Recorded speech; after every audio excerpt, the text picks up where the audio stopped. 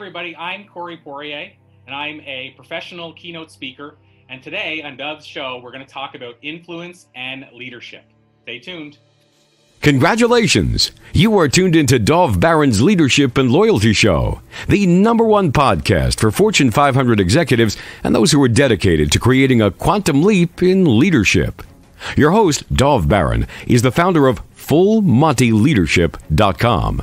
He's an executive mentor to leaders like you, a contributing writer for Entrepreneur Magazine, CEO World, and he's been featured on CNN, Fox, CBS, and many other notable sites. Dov Baron is an international business speaker who was named by Inc. magazine as one of the top 100 leadership speakers to hire. Now, over to Dov Baron. Welcome, dear friends, fans, and fellow aficionados of leadership excellence. Thank you for joining us on this episode of Dov Baron's Leadership and Loyalty Tips for Executives, part of the Full Monty interview series. I'm your host, Dov Baron, founder of Full Monty Leadership, and I'm here to assist you tapping into your deep greatness so that you can reach that next level of clarity, focus, purpose, and profit in your business, your life, and your leadership impact. Today, we're going to be taking an insider look at leadership and influence. What is it really? As a listener, also I want you to remember that you can go to our new group on Facebook. It is where you can chat with our guests. You can chat with other listeners about this episode. Go to Dov Baron's Leadership and Loyalty Podcast on Facebook in that group. And let's have a chat. Let's see what you're up to. See what you're doing with it. All right. If you're a new listener, new viewer, strap yourself in. We're about to go full Monty. Remember, you can find us on iTunes, on Spotify, on iHeartRadio. You can find us on all the places you usually find your podcasts, and we really need your help in staying relevant. So please get yourself over to iTunes, rate, review, and subscribe to the show. When you do, again, go to that Facebook page, let us know, and maybe we'll give you a shout out on live show. All right, and you can also catch us on radio stations across the United States every Monday and Thursday. We are broadcasting out from Las Vegas to Philadelphia to Georgia to Florida to Colorado. We are all over the show. You can also check us on Roku TV with over 100,000 subscribers. And if you are a regular listener, I want to thank you for making us the #1 podcast globally for Fortune 500 listeners. We really appreciate that. With a potential reach of 2.5 to 4 million listeners for every show, we're honored and grateful to be cited by Inc.com as the #1 podcast to make you a better leader. And of course, you can also find us on Google Home and Alexa by simply saying, play Dov Baron's podcast. Thank you for sharing the show with everybody. Let's dive in and strip it down. As a leader, whether you're a CEO, someone in the C-suite, sales leader, entrepreneur leader, whatever it is, in any capacity whatsoever, you understand that leadership gives us the power of influence. The question is not only what influence are we having, but how can we best maximize that influence? Well, stay tuned, because our guest today is Corey Poirier. He is a multi-time TEDx speaker, Forbes, an entrepreneur columnist, a Forbes Coach Council member, and the host of the top-rated Conversations with Passion radio show. He's interviewed over 5,000 of the world's top leaders. He's also the author of a brand new book, The Book of Why and How. Ladies and gentlemen, please put your hands together and welcome Corey Poirier! Thank you so much. I'm so stoked to be here. Good to have you here, man. It's really good to have you here. We should let our listeners, our viewers know that there is a little bit of common ground between us, because you are over in the Maritimes of Canada.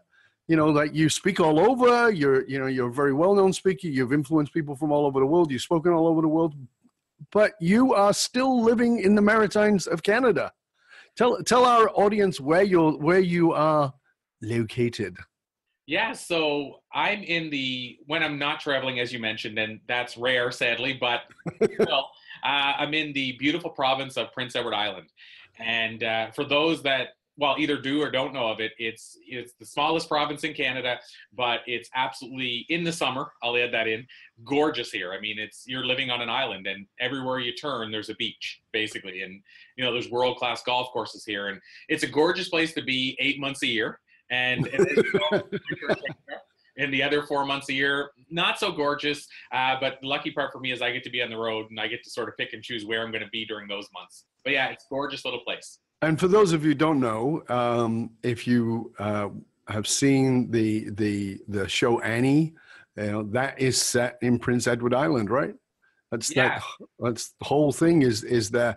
And the reason I said it's common ground for us is because I used to live in the Maritimes of Canada back about 140 years ago when I was 21. I lived there for a year in New Brunswick, and I got to go to PEI. And Prince Edward Island, as you said, is a very beautiful place. Fortunately, I was there in the summertime, and it was stunning. It was absolutely stunning. It's very beautiful, and highly recommend people should go and have a look because it is very beautiful. Well, when you mentioned Anna Green Gables, as far as that being here, the interesting part is if you were here 140 some years ago, I think you were here before Anna Green Gables. I actually knew her. I dated her when she grew up. What can I tell you? but yeah, that's what's interesting is that's what PEI was known for forever. Yeah. And it's kind of broke that mold over the last bunch of years. Like it's even rare to go into places now and see the Anna Green Gables stuff like it used to be.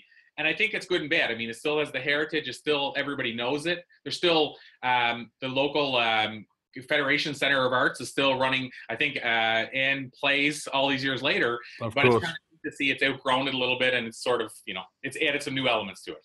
Yeah. It's interesting. So, even in that, you are a highly influential speaker. As I said, aside from interviewing 5,000 very high profile leaders, you yourself are a leader, you're a speaker, you travel all over the show.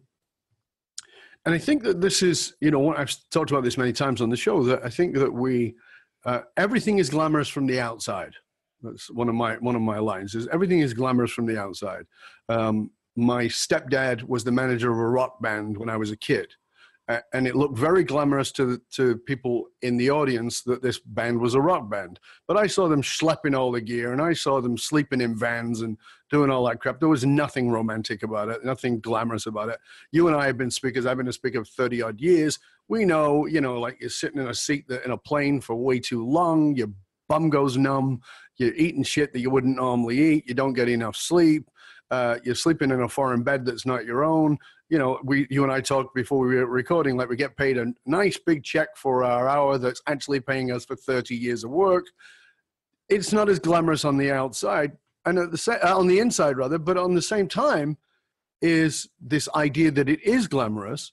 And so therefore people who are in that glamorous life live in Vancouver, where I happen to live, or they live in Manhattan, or they live in, some beautiful London or Sydney or some exotic city. And the fact that you choose to live in Prince Edward Island, because you could live anywhere. So tell us why you choose that in the context of what I was just saying about where people would probably go, well, why don't you live in Toronto or Vancouver or anywhere else?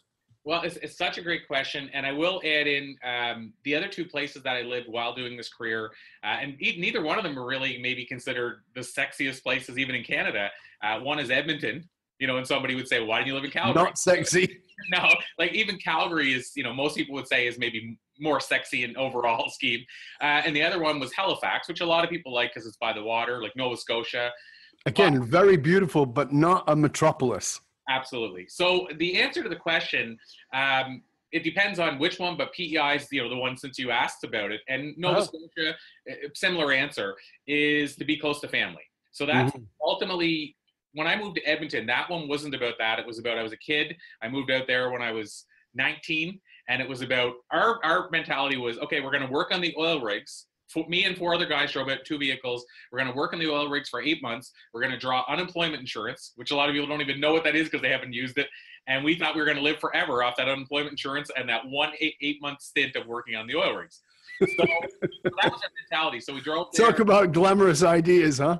Yeah, absolutely. And by the way, as an added bonus that I don't share very often, is I did work in the oil rigs for 7 days, and I got burned by hydrochloric acid. And yeah, true story. And ultimately my face was all like red, scarring, the whole thing. But I went to doctors who gave me some eye drops for my eyes and face, and it all cleared up. But I decided pretty quickly, at least I wasn't meant for the oil rigs. So I didn't even last the 8 months, I thought. I had 7 days and then moved in and started working for Toshiba. So I started in the corporate world. So what brought me back home though was September 11th, after that happened, my mother started working at me saying, basically, I didn't get to see you. I'm an only child. She's an only child. I don't get to see you often. All this stuff happened, made me realize how important family is. And then I said, you know what? My mother's probably made a lot of sacrifices for me. I'm going to make one for her. And I moved back across the country to Nova Scotia. And then what brought me back to PEI to finish the story off is I actually got together with a girl from PEI. But here's the interesting part is we met actually, we went to school together, but we actually got together in between Alberta and BC. And so I moved in with her in Cranbrook, which you're probably quite familiar with. I do, yeah. And we lived together there and in Kimberley in BC. And then we jumped in a vehicle and drove across 5 provinces and 26 states to go back to PEI because we decided that we were going to raise a family. We have a 1-year-old in a few weeks son now, and he was really the reason to get back close to family because, as they say, it takes a village. So that was a long story to say. It was mostly about family and friends. That's wild. That's wild. As I said, it always looks glamorous, and then people don't realize that, there are the same elements that pull all of us together. It doesn't matter how famous or not famous you are. One of the things that I talked about at the beginning, even in the intro and the question, was how do we maximize our influence? And you, like I said, you've interviewed 5,000 extraordinary leaders. You get to speak all over. You have a show. Talk to us about influence. Let's talk, because you're also a multiple TEDx speaker, and I know all kinds of people who are wanting to be TEDx speakers. Tell us about influence, why you see that as important, and how can we be better leaders through influence? Yeah, absolutely. And one thing I'll add too, because it ties into what you were just saying, and it also ties into this as well, is this whole idea of people thinking it's glamorous. And, I will say, you can have the illusion of influence. This is the challenging part, whether you have it or not. But what's interesting about how people view it, so because of doing, as you know, the speaking and the interviews and all these things, you end up getting to surround yourself with a lot of high achievers and some of the celebrities, and then you post pictures on social media. And so what somebody recently said, and it got me thinking about this, how people view it, is she said, you're so lucky. You get to meet so-and-so, whoever that was, Hulk Hogan, let's say, the wrestler, whatever. You're so lucky. And, you want to say, and sometimes I do, but you want to say, you have no idea how much work it went into this to become somewhat lucky. And so when it comes back to why I think influence is important, it's because we have the ability to influence, and I'll use a different word, transform somebody's life, impact somebody's life in a positive way and help them realize a change. And so why I mentioned this, the idea people see this lifestyle, it's because then they start listening, whether it's right or wrong. They go, okay, well, this guy's interviewed this person that I've looked up to all these years. So then they pay attention to you, and that gives you the ability then to transform their life. So when I say transform their life, you get a testimonial from somebody. You mentioned speaking that says, I went to see your talk, and I'll give you an example. Just from the BC talk we were just talking about, I talked about, what was one of them? Oh, about E plus R equals O, which a lot of people know this equation. I don't even know who it's actually credited to, but the idea that your event plus whatever your response to the event will equal your outcome.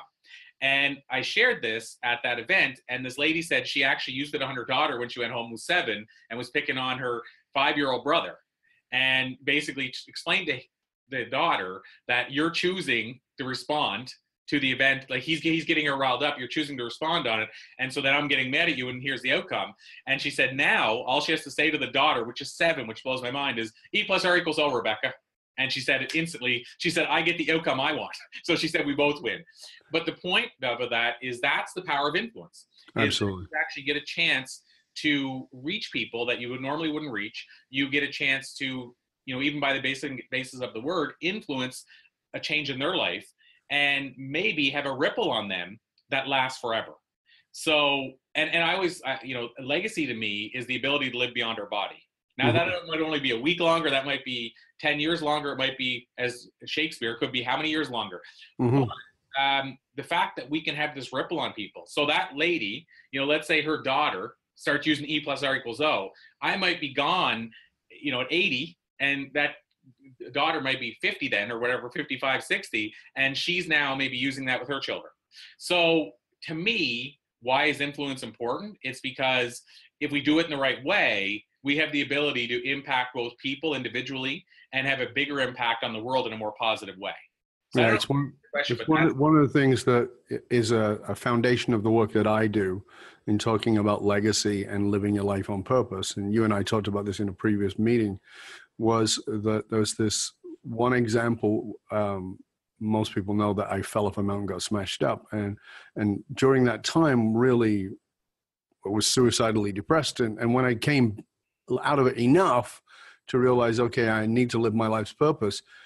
And one of the things I wrote about actually in an article I wrote recently, like very recently, and I said, once I made that decision and I did discover what my purpose was, there's no way of really knowing if you're living your purpose, because there's no little light that goes on and goes, oh, congratulations, right? So, but there was a conversation that happened, and you know this because as a speaker, at the end of your speaking, people come up and they're very generous and they're kind and they say thank you. And what I know about myself to this day, but certainly much less than it used to be, is that I have a plexiglass shield and the compliments will bounce off it. It's hard to take it in, usually because my head's been busy with whatever it was I was presenting. And one of the techniques I've taught myself to deal with that is to say, may I ask you specifically for what? So we would say, thank you. I say, may I ask you specifically for what? Which makes them actually come up with something, particularly for us, because we're Canadians. We know that Canadians are very nice and they'll say thank you even if it was crap. So, so thank you for this crap presentation, but I'm Canadian, so I'll say thank you. So I always say, for what? And she looked at me, she took pause, and she was wonderful. She took pause and she said, for my grandchildren. And I looked at her and she was about maybe early 40s. She certainly didn't look old enough to be a grandma. And I said that to her. I said, you don't look old enough. And she says, I'm not. And I was like, okay. And she pointed over at this young lady who was pregnant and she said, that's my daughter. And I said, oh. And she goes, yeah, as you can see, she's going to have a baby soon. And I said, yeah. She goes, from what I've learned from you has impacted my relationship with my daughter and will impact my relationship with my grandchildren. And at that point, I just, the eyeballs exploded with liquid. And that was the moment of knowing I was living my purpose, because when you're living your purpose, it's about impacting people's lives in a legacy way, impacting people's lives who will never know your name, whose name you will never know. And that for me is the power of influence and impact and purpose and legacy. And that's why I loved what you were just saying there, because it's like, that's what it's about. We all get on stage. I mean, you were a comedian before, right? You get on stage, we want the applause. It's not bullshit. We like the applause. Of course we do. We love the standing ovation, and it's a lot better than getting heckled or booed. Absolutely. At the same time, that can't be the reason you get up there. Well, and I used to talk often about, I called it the invisible impact, which is a lot of ways what you're talking about. Exactly. We actually had a thing called the Invisible Impact Tour, where we went across, actually it was that when I said we went across the US, 26 states, we decided, why don't we tie this to something important? And so we got these cards made and t-shirts, and it all said smiles are free, pass them on. And we were handing them to people. And what was really intriguing was to see people that were homeless on the street, and you give them money wrapped around the card, and see them actually take the money and thank you. But then we seen one place in Seattle where there were two homeless people playing drums, and they both looked at each other and started talking about the card. And it kind of told you, okay, they see money every day, but this card that said smiles are free, pass them on, had a ripple on them. And I don't know how long, that'll last. I mean, it might last 1 minute later, but to me, that's what it's all about.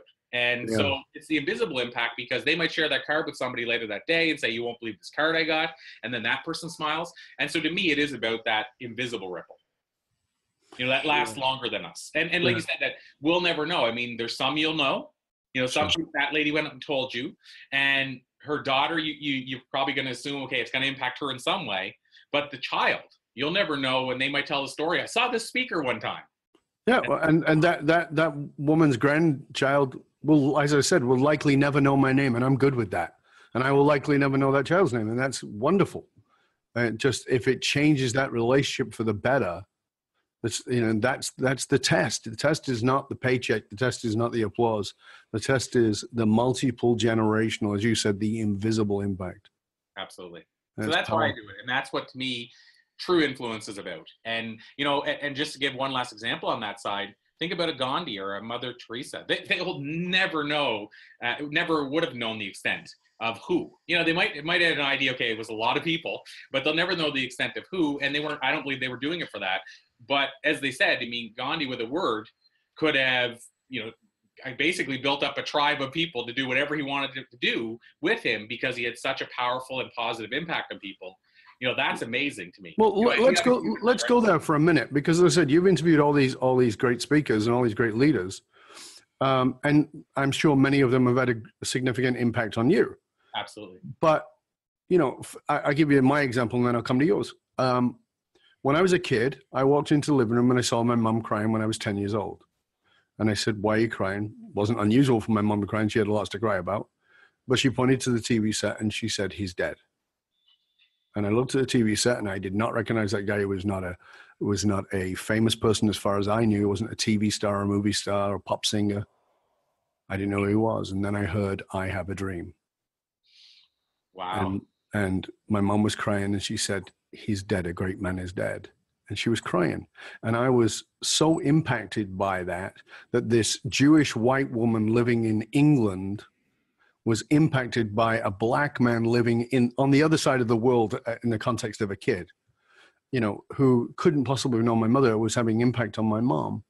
And I went and became very curious about him. And without doubt, that is the influence that got me as a speaker. But what's fascinating about it is that, of course, what most people don't know is that Martin Luther King went to India because he was so impacted by Gandhi's work and peaceful demonstration.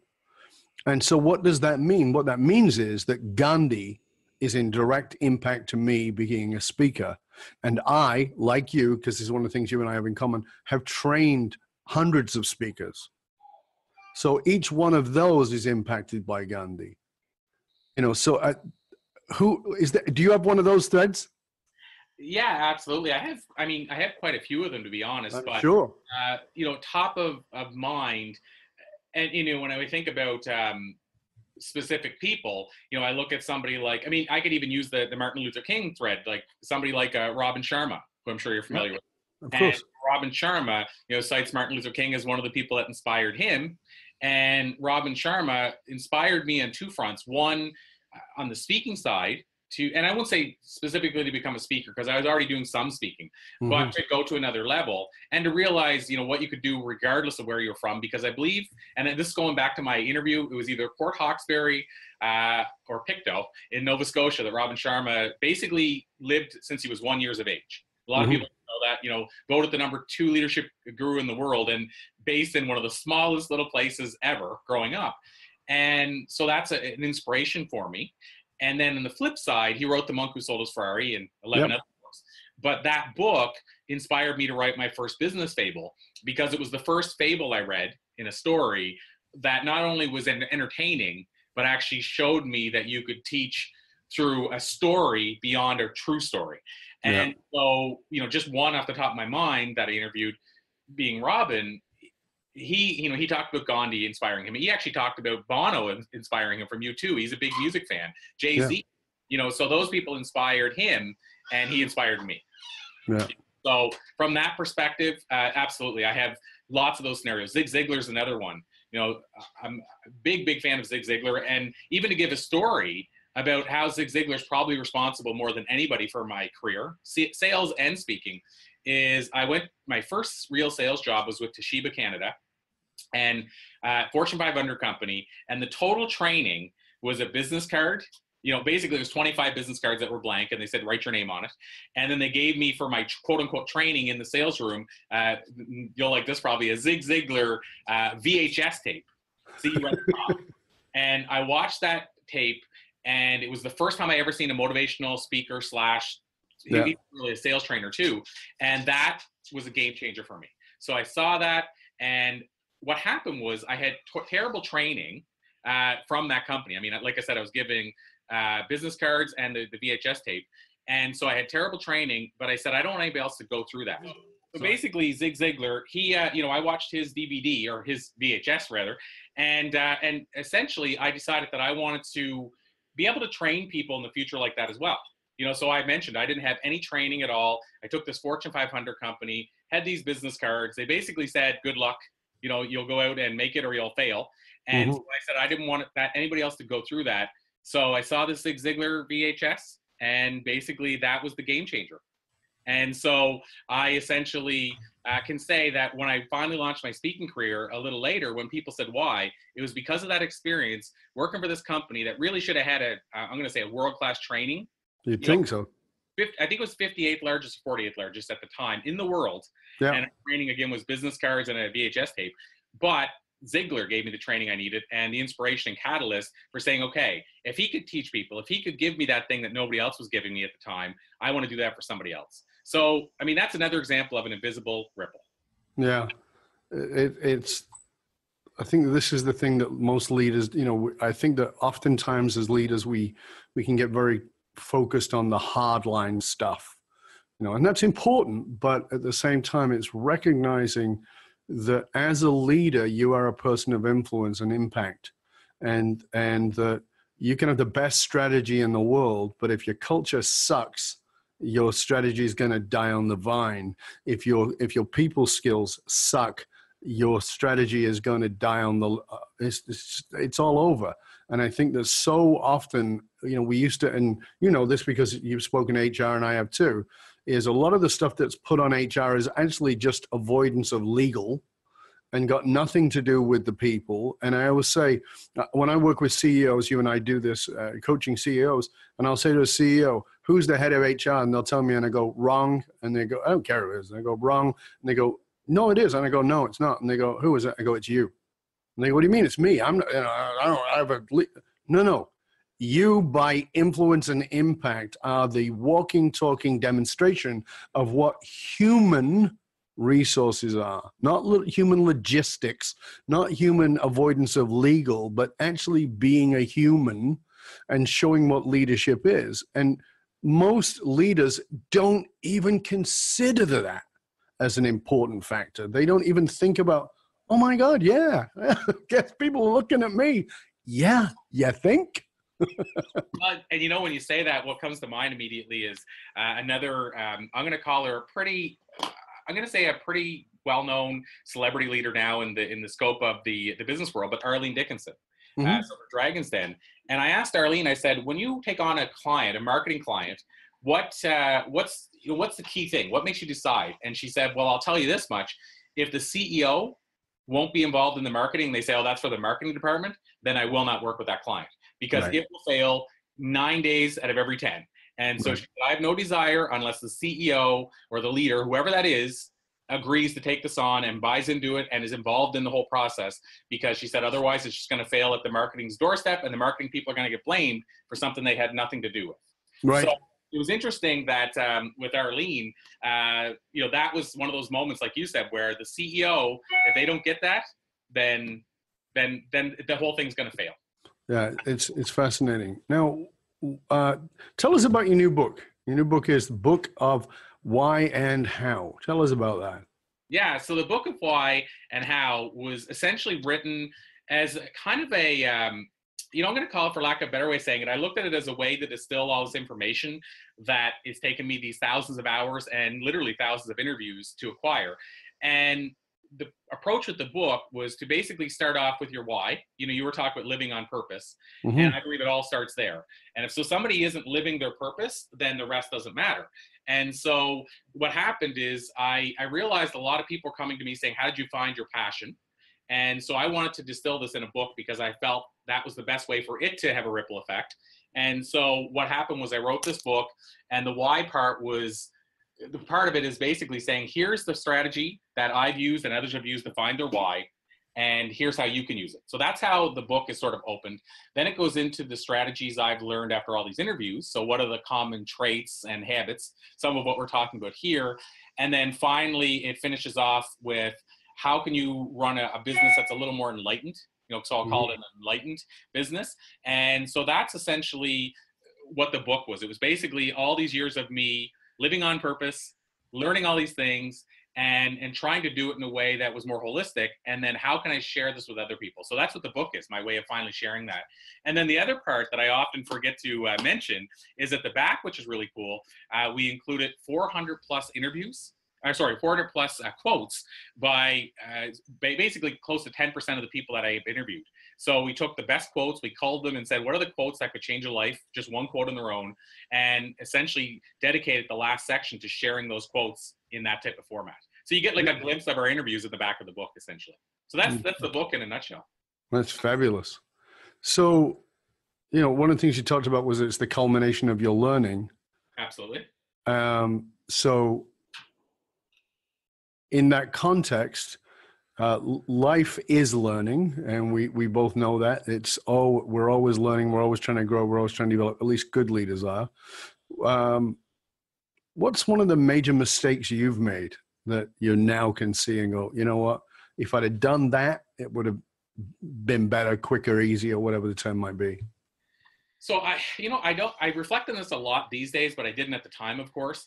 But cash flow, whenever I started my first two businesses, I started with a lack of cash flow. Mm-hmm. And, sometimes we overlook how important that is. It sounds crazy, but when you're thinking about, I have this vision, I have this business, I can make the world a better place. I have this passion. I don't want to work for quote unquote the man or the woman anymore. Whatever that looks like to you, I basically felt the same. And so I decided to start the business with hundreds of dollars. And I'm not joking with this. And, today, Dov, you hear those stories all the time. Somebody started with hundreds of dollars. Now they have $1 billion business. But I'm talking about a time whenever most of what we did was actually a full-fledged, tangible, hold it in your hand product and a bricks and mortar business. Yeah. I started a business newspaper, which would be similar to Success Magazine in scope and design. The cost of running it every month was $2,500. And I started it essentially with hundreds of dollars plus seed money. And the seed money had to be used a certain way. So basically I started the business with hundreds of dollars. And that was a big mistake, because a year later when the business had failed, I realized that it was because of the lack of financing and the lack of capital that allowed it to fail. But if you were starting today, that could have easily been a success. Yes, absolutely. And in fact, what's interesting is I launched that in '96. And if I were to launch it today, I would probably have launched it as a solely digital product.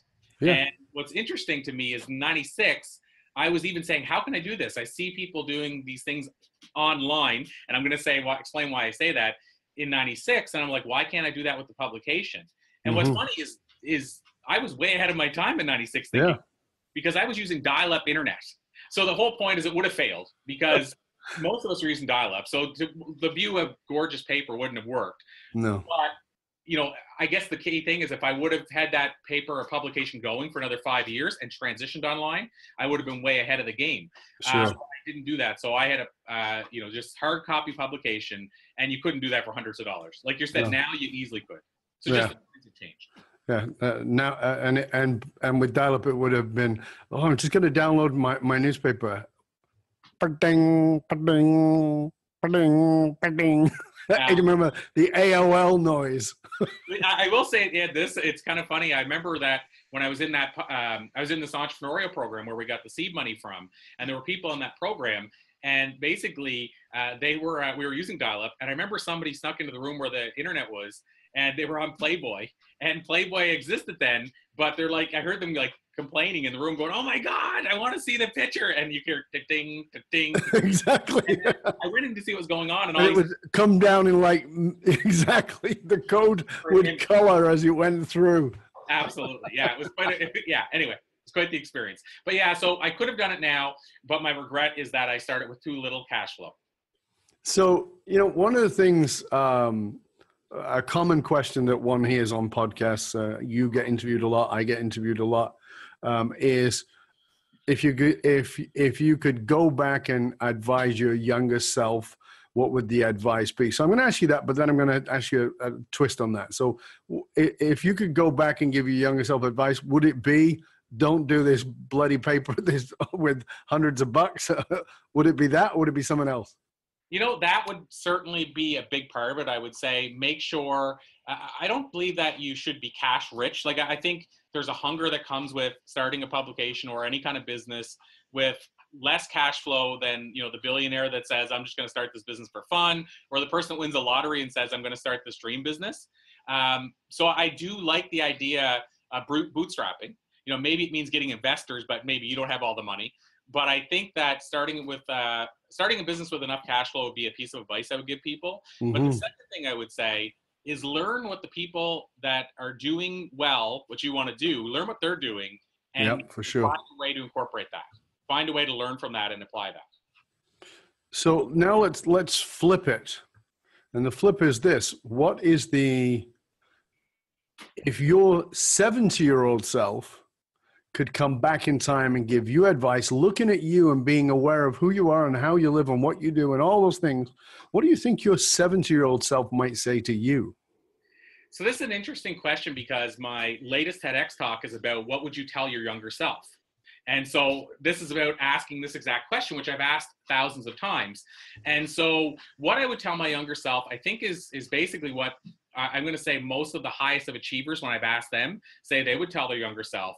And what that is they say, and so I would tell myself the same thing, which is that it's not going to be the end of the world. So every decision you make isn't going to be all or end all. It's not going to be dire straits. Those things that you decide to do, if you make that mistake, it was part of your journey, and you probably had to make that mistake to become the you are today.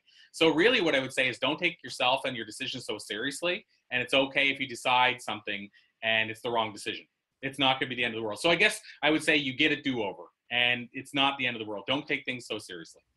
So that's the advice you would give to your younger self, and you think it's the same advice your 70-year-old would give to you? So I think that my 70-year-old would say that, but also add in, follow your passion. You know, and this word passion, I ask it a lot, so the question about it. So I know some people have a problem with this word passion now. Well, so, you and I talked about it in our pre-chat. So and when I talked about, you mentioned before about living on purpose. So, you know, I would say my older self would say to my 70-year-old self would say to my younger self, make sure whatever you do, you're truly living on purpose, because that's where the rubber hits the road. And like I said, and I think that 70-year-old self would probably add, remember all those interviews you did where people said, don't take things so seriously. It's not the end of the world if you make this decision. Now that you can look back, you can probably see those were part of your dots, as Steve Jobs would call them. You know, you had to have those dots. He said about joining up our dots in life. And you had to have those periods. And in some cases, those mistakes you made, those missteps, were the ones that were absolutely crucial for you to take this journey that you ended up taking. So you've got the new book out. You've got several books. How many books now? This is going to sound crazy when I say this. If you include compilation books, which I've written a chapter for 3 different books, I think this is number 11. Right. So a ton of books. Yeah. You've got your show. You've got your speaking gigs, and you've got how many TED Talks now? 3. 3 TED style talks. So you've got all those things. What are you working on now? So back to what you mentioned earlier about working with other speakers. One of the things that I get asked a lot when I get off stage or via message after the fact is, how do you do this? Right. And the big how is, how do you actually get paid to do this? Because as you and I both know, there's a lot of people out there that have the illusion that they're speaking for big fees that maybe aren't. And so this is where the game change moment for me was in this area. I was interviewing somebody, I'll never out who it was because it's not fair to him, but he's spoken on Google stages, Amazon, he's done, I think, 2 or 3 TED Talks, et cetera, and he's got this amazing brand. And so after the interview's over, he said, can I ask you something personally off the air? And I said, yeah, absolutely. And he said, how are you getting paid to do your talks? And in my head, I'm going, how are you not getting paid to do your talks? This doesn't make any, I actually figured he was probably between $5,000 and $7,500, $5,000 and $7,500 per talk, if I were just guessing at it based on his brand. And he said, I've been paid hundreds to do some talks. And he said, I got offered thousands to do a talk. I think it was in like Medicine Hat, Alberta or something. But the person who was putting on the event didn't get all the funding and they canceled the event. So he only had one event where he was going to get paid thousands. And so it started getting me thinking, how many speakers out there that I'm even sharing the bill with aren't getting paid what they're worth or struggling to get paid at all? And so then I started saying, maybe I should be teaching this. And so what I've been really passionate about is teaching people how to get paid to speak.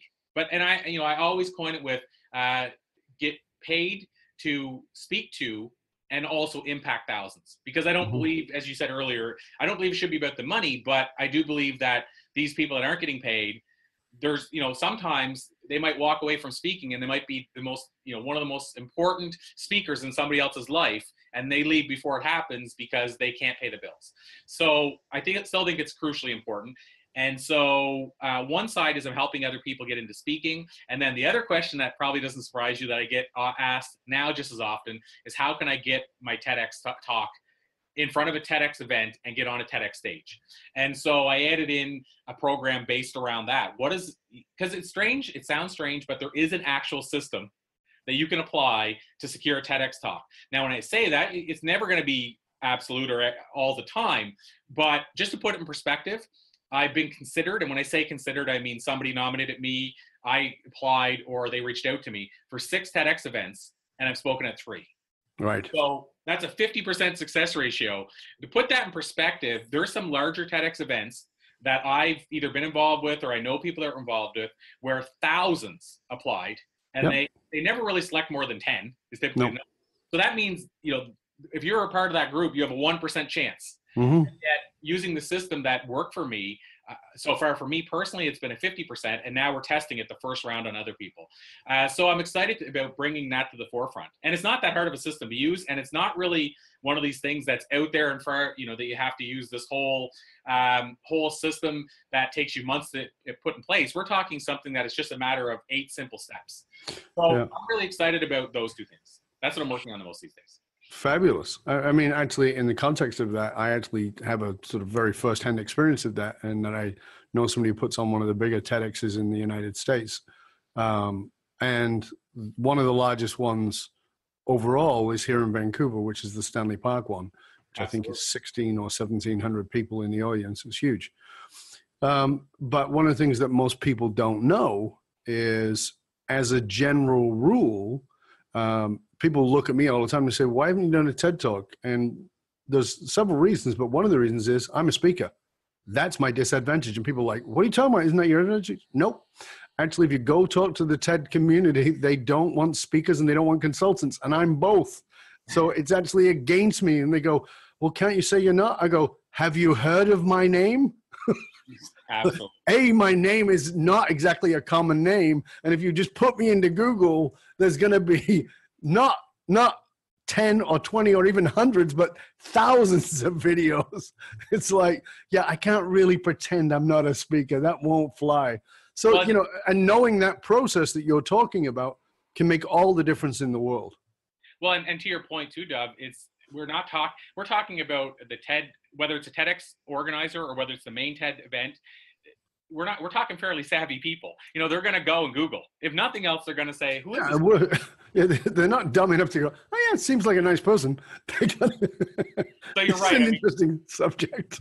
On both hands, you're right. I mean, I will say that, and that's a part that misleads a lot of people, is that I think a lot of people think I see Corey speaking often, so it makes sense he would get a TEDx talk. And I, in a lot of ways, had to kind of avoid that world altogether. Like I had to go in with it with a fresh, so I don't send a video of me, well, first of all, doing another TEDx talk or even speaking. I would send that, the video that you do for 2 minutes saying, here's why I'd love to deliver a TEDx talk. So I kind of went, it's almost like back in the day, I worked on the oil rigs I mentioned, and I was only in the office up until that point and in sales and what have you. So when I went to apply for that job, I basically only put things on that I had done during high school as a kid. Worked at Kentucky Fried Chicken, worked for my grandfather, because I felt if I put in the business stuff, they'd say, well, he's not going to stick around on the rigs. Right. So same idea when I'm applying for a TEDx talk, like you said, I won't say I spoke here, I spoke there. I'm going to say, here's why I'd love to deliver a TEDx talk. Here's why I think I could impact your audience, et cetera, et cetera. So you're right. It didn't help me to be a speaker. And in fact, it probably worked against me. Yeah, it's fascinating. So as we move towards the end of the show, I want to ask you a couple of things. First of all, you are who you are. You've had all this influence. You've met all these kinds of people. You talked about Zig impacting you indirectly, and I'm sure that there are, and even Robin Sharma maybe more directly. Is there a leader that stands out to you who personifies what it is that you think a leader needs to be? Is there a leader that you've personally met or not met that you go, you know what, that to me is a personification of that kind of leader? Yeah, so interesting question. and I could certainly say there's quite a few that fit that bill for me. I'm sure. But I'll tell you two that jump right away for two different reasons. So one, well-known name, Jack Canfield, Food for the Soul, would be what most people know Jack for. And I'll say first with Jack, and don't let me forget the second one, which you probably know, is Dan Sullivan. Yep, I know both. So Jack, for me, I think it's because we talked about that invisible impact and the influence you can have. And so this side is not necessarily on the side of a leader of people in general, but it's the side of just a leader overall. But Jack and Mark, as you know, were rejected, I think it's 142 or 144 times, as the legend goes, by publishers for that book. And I believe a leader is willing to go where, most people won't. Or what's the other, there's a great quote that says that the craziest people in the world usually end up being the ones that actually make things happen. And I can't remember the exact quote there. Yep. But Jack and Mark, they kept having people come up to them at their event saying, I love that inspirational story. Why can't I buy it in a book? They kept saying that over and over. And they heard enough times that they said there's something here. And then they go through all those 140 some rejections. And the publishers are all like, nobody wants to hear that fluffy nonsense. That's crazy. That's exactly what they were told. I know Mark and Jack. So. Nobody wants to buy a book like this. And they didn't believe that because they said, we have the proof. We're seeing the people on the road, and we're seeing enough of them to know this book is not only going to sell, it's going to sell well. And so to me, a real leader basically puts, first of all, the other people, the people that are wanting to be influenced by them, they put them first. They listen to those people. They don't say it can't happen just because one person says it can't happen, and on and on. So I think Jack and Mark, by extension as well, both exhibited true leadership there in terms of how they handled that situation. And the end result is, I think the number I've heard now is over 500 million copies in print, 500 million or something. Yeah. So think about the amount of people that were influenced by Mark and Jack. So that's influence, but it's also the willingness to listen to your audience and the persistence. I mean, what people don't know about those books is that Mark and Jack were broke when those books came out, and they put the money on their credit cards to actually, because they got turned down by everybody except for Health Tech. And Health Tech Communications said, yes, but you got to buy 5,000 copies. And they didn't have any money. So Mark put it on his credit card so that they could do that. And then they drove around with them in the back of their cars, and that's how they ended up in chiropractic offices and doing all those things. I mean, so it's the belief in the impact, and it's the belief that's so deep that I'm willing to do stuff that people won't think is even appropriate. I mean, who the hell is going, you should sell these books in chiropractic or in golf shops. Yeah, whatever. Right. Yeah. Nobody's going that's not the bookstore. But they were willing to think beyond that. And that is true about both of them in all kinds of ways. So that's really cool. Who's your other one? You said remind you of the second one. Well, and as far as that goes, just to finish off what you said there as well, Doug, when you mentioned about them going into those kind of offices, not only did people say it wouldn't work, I think a lot of other speakers thought that's beneath me. I would never go into a golf pro shop. That's very good. That's very good. So that's that not self-esteem. It's actually arrogance of like, well, I'm not going to go into a grocery store and offer my books. My first book was a novella that I wrote, a fable, like you were saying. I self-published. I walked it around. I sold 3,000 copies. And who bought the most? Save on Foods, back when they had a bookstore. Wow. Because there was an individual buyer in every major store, and I talked to every individual buyer, and the book was ugly. The cover was horrible, and there was 1,000 grammatical mistakes inside of it. And the book was a huge seller, and it did really well. And I only got 3 in the bargain bin over all the years that it was in their store. That's awesome. And but it's the same thing, right? Absolutely. Well, and it makes me think of Robert Kiyosaki. I heard one time, and for listeners or viewers who don't know Robert, he wrote Rich Dad Poor Dad. And I remember one time seeing a talk he was delivering where he said, you'll note I'm not a best-selling writer. I'm a best-selling author. And he said, there's a difference. He said, my first book, if you like Rich Dad Poor Dad, he said, if you read the first versions of that, it was horrible. Grammatically it was horrible, but I sold 26 million books. Every day of the week, I'll choose to be a best-selling author over a best-selling writer, because how many people did he impact with a book that some publishers would have said, this guy can't write? Of course. So that's one as far as the Jack and Mark, and then the secondary part would be the I mentioned Dan Sullivan, which is kind of ironic. He's actually for a while at least he was Jack and Mark's coach.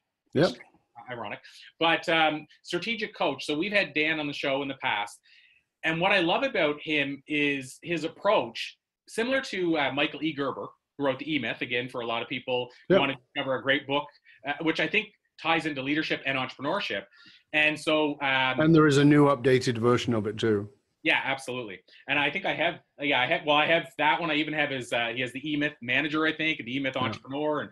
And so love his work. And Dan does the same type of work, but he's just not as well known to the average person. And so what I like about Dan in terms of his approach is he believes that at the end of the day, a leader understands the importance of creating and keeping customers as their core business function, rather than people who think my business is to, let's say, to make people happy or to build a brand people admire. You know, I love the idea of a leader that just makes it simple and just said, are you in business? Are you putting yourself out of business because you're making it too complicated? Or are you really focused on what your business is here to do, which again is to get and keep customers, which is what Michael E. Gerber talks about as well. So I guess I kind of view them both in the same way, but the difference is Dan's really focused on coaching those high-level leaders about how to do that and get out of their own head.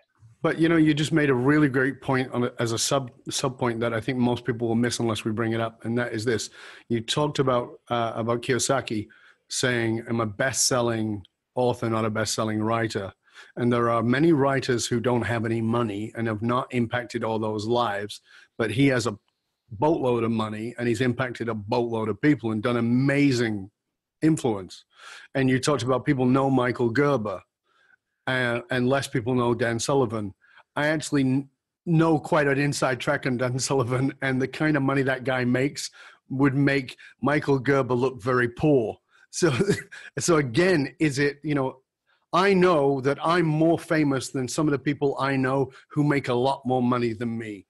And you probably have exactly the same experience. Absolutely. So, you know, so again, it's part of understanding there's impact, there's influence, there's legacy, and there's being able to keep the lights on. And I think that it's important as leaders that we understand that all those pieces are all part of the machine. And it's very easy. I know, because for many, many years I was not focused on that. Very easy to get focused on being the giver, being the one who serves, and at the same time, really not being able to serve as many people because you've not allowed yourself to have the business savvy you need to have. And that's why it's important to invest in yourself and invest in continuous education and hiring people like me or Corey or Dan or Michael or whoever it might be to coach you and help you to get to that next level. Because whatever level you're at, there is a next level. And, you know, the people who come to me, the people I work with, somebody will see them pull up or we'll see them going into my office as they're leaving. And they go, that person comes to you? And I go, yeah. And they go, why? I said, because they're missing something. And they go, what is it? And I go, don't know yet, but I guarantee it's something. And they go, well, they've got everything. No, they've got everything but something. And we've all got that. And finding out what that is for you is, it doesn't matter if you've got a Bentley. It doesn't matter if you own places in Cole Harbor in Vancouver or Manhattan or the Swiss Alps. It's irrelevant. But that willingness to deeply question, and I know that you're committed to that too. We're coming towards the end of the show, and I just want to two quick questions. One is, what's a guilty pleasure for Corey? Wow. So if we talk like as simple terms as possible, ice cream. We talk ice cream. Okay, yeah, good. That's my vice, is that if ice cream's in the house, ice cream's not in the house. If ice cream's in the house, within a short period of time, it'll be in Corey. Yeah, you know, I used to talk about how out of sight, out of mind. If you don't want to do something, don't surround yourself with it. And I'd say, you know, like me, I said, if I can put my spoon in a bowl of ice cream or even a tub of ice cream and say, this is the only scoop I'm going to have. And you know, I'm told. But then what I'd say is that an hour later, when the tub's gone, the next thing I'll say is, so I mean, the tub doesn't last. Ice cream, and I'll add in cheesecake. Those two things, there's something, I don't know what's in them for me, But crack. Yes, It's Corey crack. Corey crack. You bring those anywhere in my vicinity. So this is I'll put this out there to people. If you come to a convention and there's ice cream at the convention, don't bring it near me. Yeah, if there's a convention and there's ice cream at the convention, I'm going to turn down the booking. Yeah, absolutely. Yeah. Oh, that's a big vice for me. That's cool. And as we finish up, I just want to ask you, tell us something. It's always my goal to have people take action. Information's worth the hole in the donut. Transformation takes place because of action. So what is the action that you would like our viewers, our listeners to take preferably within 24 hours, but certainly within one work week, that they could put into action with what it is that you shared to make their life, to make their results better? So I'll go on two fronts here. One is on taking action, what you can do individually. The second one is something I would say on the bigger scale that you should do in your life, I think in general. So the taking action right away, I really feel that lifelong learners are leaders, and the people that can get, I call our world today information heavy, wisdom light. And we're bogged down with information, but it's hard to get to wisdom. So what I would say is find a way to get to the wisdom you're trying to get to regularly without getting bogged down with information. And you can start that today. So some are already doing it. It could be listening to a show like yours where you've already vetted the people, you've already vetted the stuff that's making it on the show. So that's one thing I would say is become a lifelong learner if you're not already, and figure out what that means to you, whether you're a reader, you're visual, but go to those sources. So figure out Dove's a source, and maybe pick 4 other sources this week. Sure. These are my go-to people all the time. And however I want to listen to them, like podcasts or whatever, I would say become a lifelong learner and figure out how to do it efficiently, because that's going to be, in my opinion, the way in the big picture to thrive. And so that's on the individual side. On the bigger scope, I would say figure out the people that are doing what you want to do. I mean, this is what I did. This is the basis of everything I do. I interviewed them. So figure out who's doing what you want to do, who got there somehow, and then figure out how you can get the information they have into your mind. Yep. So basically I'm saying figure out what the top people are doing and emulate it. Fabulous. That's great advice. Well, Corey, it's been absolutely fabulous having you here. Please tell our listeners, our viewers, where they can find out more about you and all the wonderful resources you have. Yeah, absolutely. So my main hubs, if you will, it's funny, it's always in twos for me. It's never a straight one answer. But main hubs, one is That Speaker Guy, so thatspeakerguy.com. And that's for all things me, like, the learning about my book, watching the TED Talks, me as a speaker, all that stuff. And then the other area is thespeakingprogram.com. So we talked earlier about that work. So go to thespeakingprogram.com and basically join our tribe there. You'll know every time we launch the program, but also you'll get some free video training. And I always add in, and hopefully it makes me a little unique, but I always say, join the tribe, get the stuff you want. And if you decide it's not for you, then opt back out. But at least get the stuff for free. I think sometimes we try to trick people into joining our tribe or newsletter or whatever it might be, and then basically say, well, hopefully they'll stay on long enough that they buy something and fall in love with me. But I would say, you know what? Go there, get the stuff. I think it can change your life. But if you don't feel it does, opt back out later. But at least you get the free stuff. Right. That's great stuff. That was awesome, my friend. Thank you so much. Thank you for sharing your time and your energy and your wisdom with us. I hope you'll stay with us to the end. And for you, dear listener, I want to just remind you, get over to Corey's site, go tap into the resources, get it all, use it, because the information's worth the hole in the donut. Put it in action. And remember, you can also chat about this show and past shows, if you like, with our listeners, with other listeners, and even with our guests and our hosts, by going to the Dove Baron Leadership and Loyalty Podcast group, which is on Facebook. Dove Baron Leadership and Loyalty Podcast on Facebook. Remember, the research consistently shows that one of the biggest challenges facing even the most successful companies can be somewhat counterintuitive, in that these fast-growing companies often hit a point where they realize that they're spending a fortune attracting, training, and developing talent, but only have them leaving them at an alarming rate. If you're sick of training and developing your talent, only have them leave you before you get your ROI, then come talk to us at fullmontyleadership.com, where we provide you with the essential leadership skills to rekindle and amplify the hidden loyalty assets inside of your organization by tapping into purpose. fullmontyleadership.com, providing you with the concrete skills to get you and your organization to the top and keep you there. Why? Because you can't outsource authenticity. And remember, to go stop by the Matrix, matrix.fullmontyleadership.com. You don't need www, just matrix.fullmontyleadership.com, and get your authentic leadership matrix self-assessment tool. It's valued at $197. You get it absolutely free for being a regular listener viewer to our show, matrix.fullmontyleadership.com. And remember, you can catch us now on Alexa and on Google Play by simply saying play Dov Baron podcast. I want to thank you for sharing the show with everyone you know. And until next time, stay curious, my friend. Stay curious about the impact and influence you're having on the generations that will come way after you have left. I'm Dov Baron. I'm here to assist you tapping into your deep greatness to reach that next level of clarity, focus, purpose, and profit in your business, your life, and your leadership impact. And I am out.